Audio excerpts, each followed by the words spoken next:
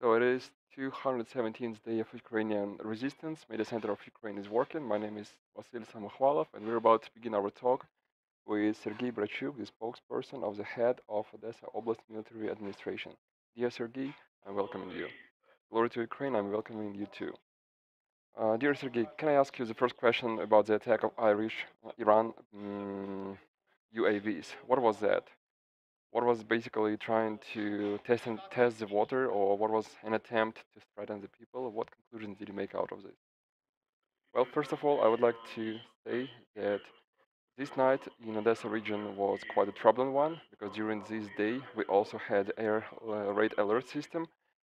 Yesterday in the evening we had an attack from the side of the sea where Su-35 were approaching Ukraine and they launched two rockets that were successfully annihilated by our ADA assets. That's why I can definitely say that every day we have the shelling and the rocket strikes on our territory, as well as and the intensity of the attack from drones is also quite intensive. The number of ships of Russian Federation in Black Sea has declined, and but still they have those caliber rockets on their ships.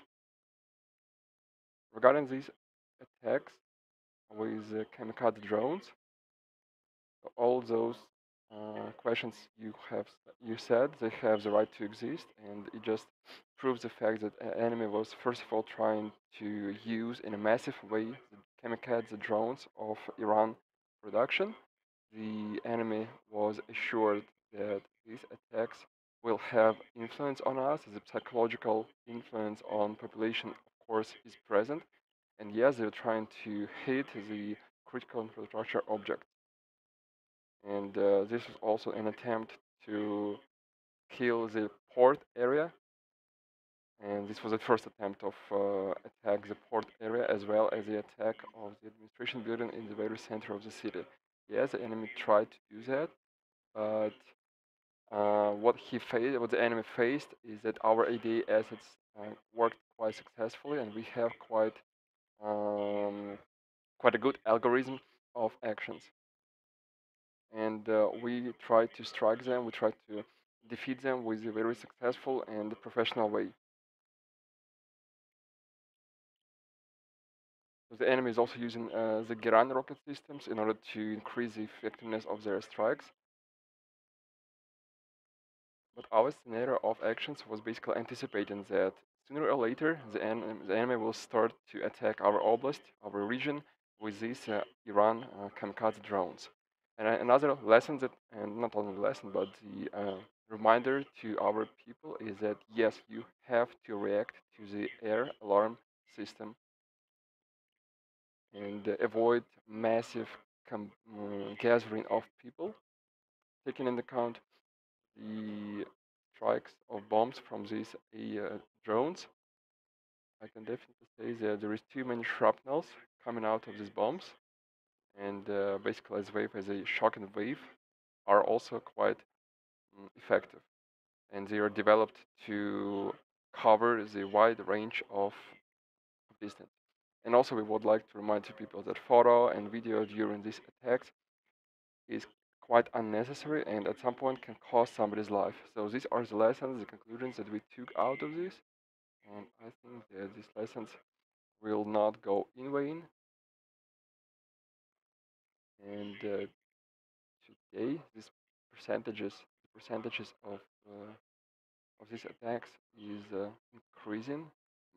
Sorry, the annihilation of this rocket system is increasing, and that it goes in favor to our EDA assets.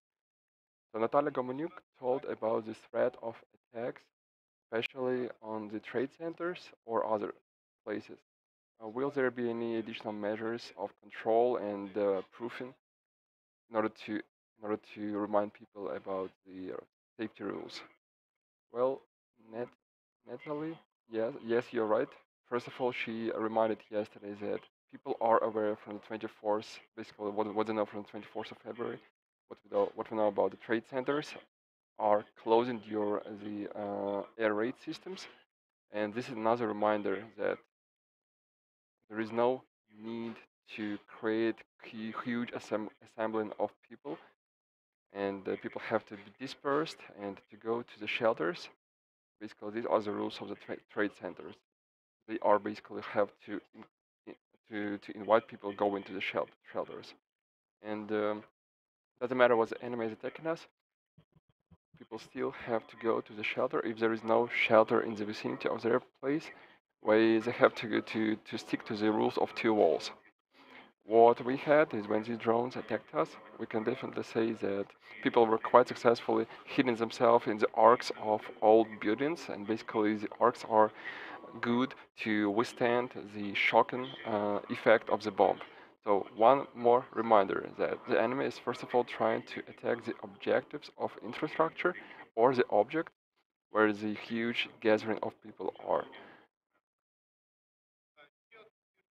Okay, one fresh news. The Bloomberg agency has launched an article saying that the main targets of Russia after mobilization, so-called mobilization, will be Odesa region and Kharkiv region. So we will not talk about Kharkiv. Can you talk a little about Odessa? What can you say in response to this perfect material? Well, what can I say to Kremlin is basically what we know from the 24th of February, the course we have to stick to, and I am not gonna repeat that. You all know this quote. And when I hear once again and again the plans of offense on Odessa, of course today it increases some kind of it evokes some kind of laughing in me. Of course, on the other side, we are proud that our city has always been there, where on the first pages of the articles, and that increases the popularity to it. Of course, it doesn't deny the fact that the enemy's plans might have been changed.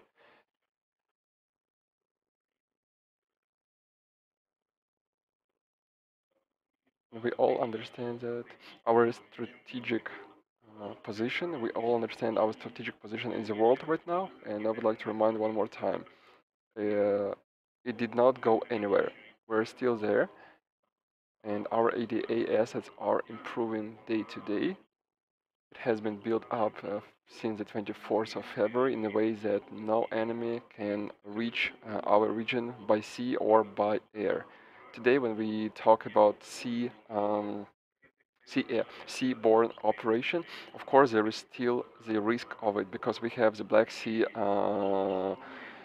fleet or ship grouping of Russian Federation. When it comes to ground operations, we do not have any movements of the enemy on the ground. And we can see that slowly but surely our armed forces are moving ahead, liberating our territory, especially in Kherson region. Of course, there will be news. Of course, there will be some fresh refreshments. But but anyway, I think that this will all lead to our victory. That's why we have to read the articles, hear them, and do our conclusions.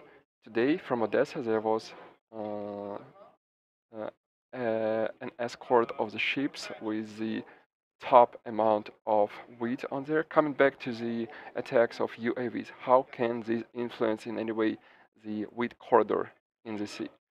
How does it work? Well, that's quite an actual topic, and thank you for not forgetting this, because for us it is extremely important, and I'm talking about Ukraine itself, Ukraine and Odessa itself, because all the ports are, this basically mean are Odessa, and they all are working. Today we have 4 ships coming out of the port south. This is 115,000 tons of agricultural production. 51,000 tons are going to Bangladesh, and 30,000, a little bit more than that, this is mostly corn, going to Libya. All in all, we have some conclusions that 200, sorry for that, so almost 2.5 million tons of production has already been taken out of the country for export. And of course, I understand that maybe yes, the plans of the enemy was to provoke some kind of problems to work for this wheat initiative and its realization. And these thoughts, these ideas has already been said before that. Well, of course, we have some threatening moments, but again, we are based on the fact that there are international responsibilities regarding our country, because our country is in a state of war and continuing doing its responsibilities in full scale. Of course, we have guarantees of Turkey. Of course, we have the guarantees of UN. That is mostly the food program of UN regarding Ukrainian wheat, and 4 ships regarding within the limits of this program has already left Ukraine to head into Africa, and basically,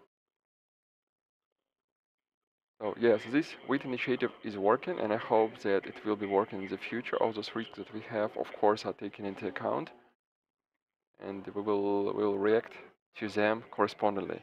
Well, thank you so much for this information regarding Odessa and Odessa region. We had Serhii Bratchuk, spokesperson of the head of Odesa Oblast military administration. Our next meeting will take place at 12:30. We will talk to Serhii Khlan, advisor to the head of Kherson Oblast military administration. The main topic will be the doing of so-called referendums on the occupied regions. And I will see you soon.